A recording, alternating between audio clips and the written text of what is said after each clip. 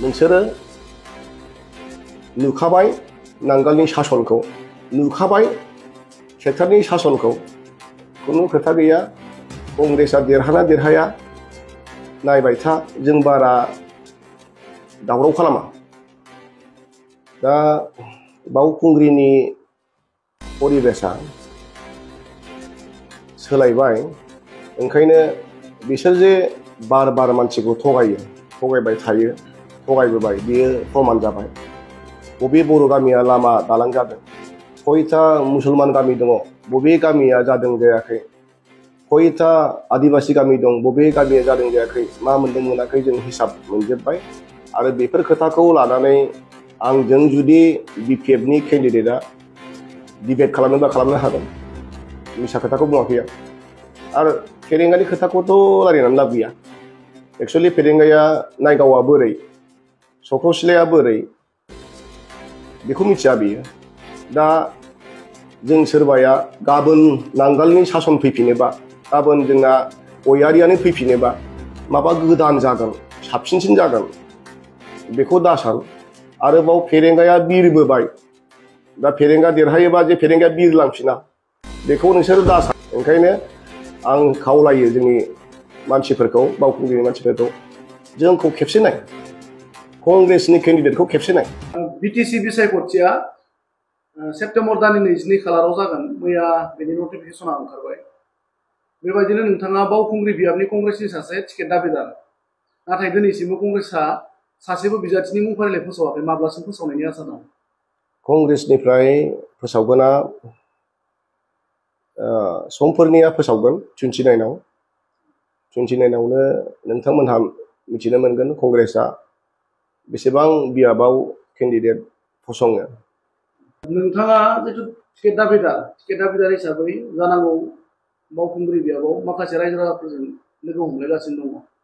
नोंथांनि दानि रायजोफोरनि अनसायनाया माबायदि?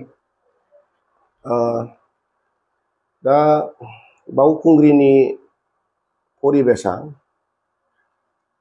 सोलायबाय।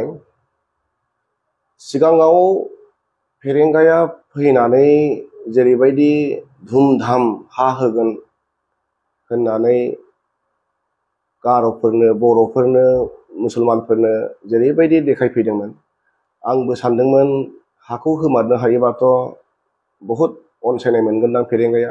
बेखायनो आङो मालाबा खेबसेयाव होनदोंमोनबो जे एबाराव फेरेंगाजोंसो जोंना फाइट जागोन होननानै। किन्तु नै दा इलेक्सन नटिफिकेसना फोसावबाय, दाथ' आरो खुनु गभर्नमेन्टनि खामानि गैला।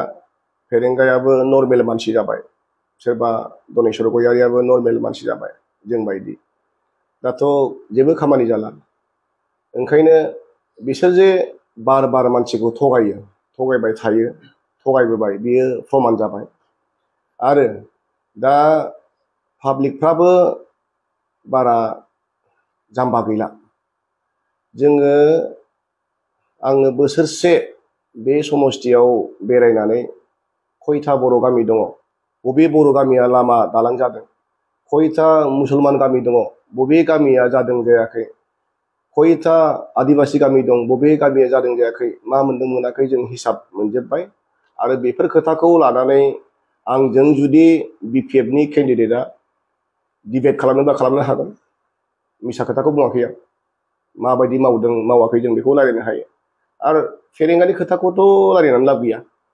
एक्सुवेलि फेरेंगाया नायगावआ बोरै, सख्रसिलाया बोरै, बेखौ मिथिया बियो। सारिसिमाखौ मिथिया बियो।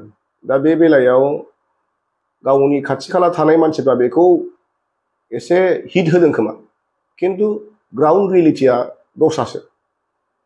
माब्लाबाबो देरहाया। दा फोरमाना बेनो, फेरेंगाया UPPLआ आवगायाव जेरैबायदि जेरैबायदि मोनसे गावनि UPPLनि भटार्स दंखायोमोन, भट बेंक दङमोन, बेबो गोमालांबाय। आरो दा बेयाव मेइनलि फाइटआ जों कंग्रेस आरो नांगालजों, माने BPFजों जागोन। दा बर'फोरनि बिथोरावबो जेखिनि नांगालनिफ्राय माला गानहोनाय मानाय नुबाय थादों रायजोफ्रा, खिन्थु बेयो दरब्रै दरबा गामिनिफ्राय सासे सासे लाबोनाय आरो बे गावसिनिनो मानसिखामोन, गोदान मानसि नङा।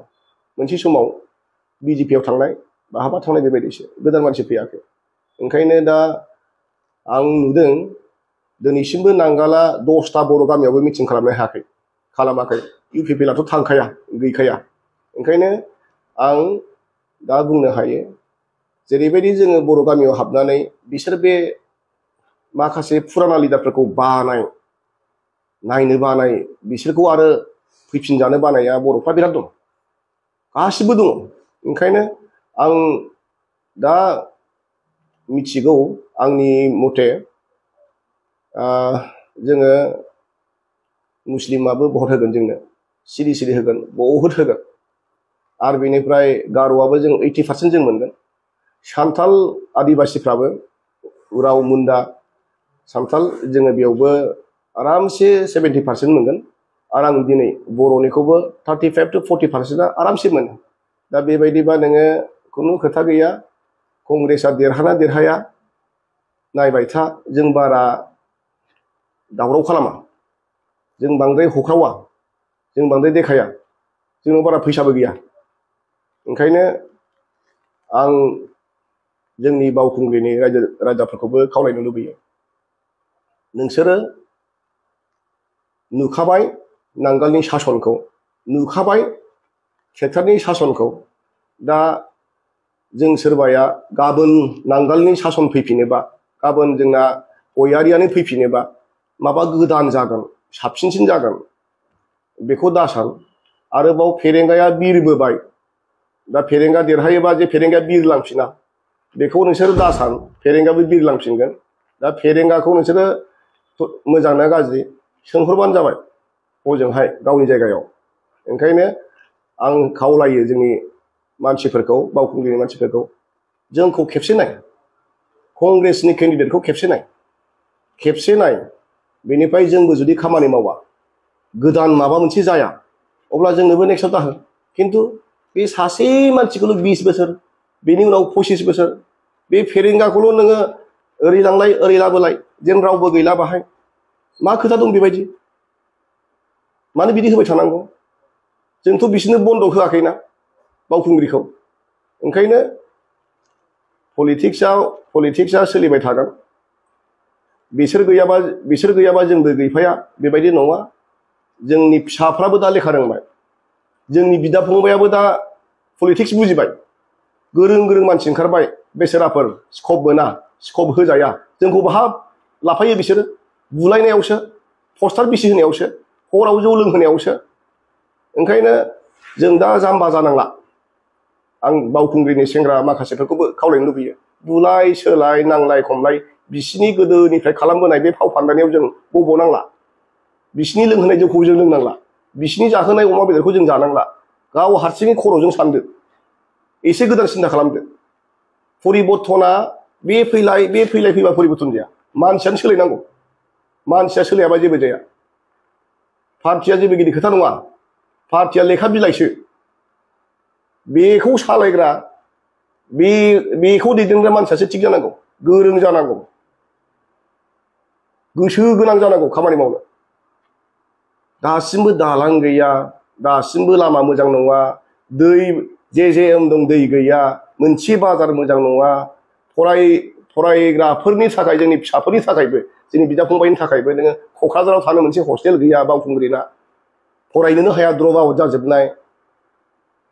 जों जाला रायजोफोर, जोंनि मानसिफोरखौनो सोलायथारनांसिगौ। जों बिसोरखौ खौथि मालिक बानायजोब्बाय, बिराद बुरजा बुरजा सम्पतिनि मालिक, साहा बागान रबार बागाननि मालिक जाजोब्बाय बहुतआनो। ओंखायनो गोदान मानसिया फैनानै दिनैनि गोदान सिन्था धाराजों जोङो जोंनि जायगाखौ, जोंनि बिटिसिखौ समायना खालामनांगोन, जों फोरोंनांगोन।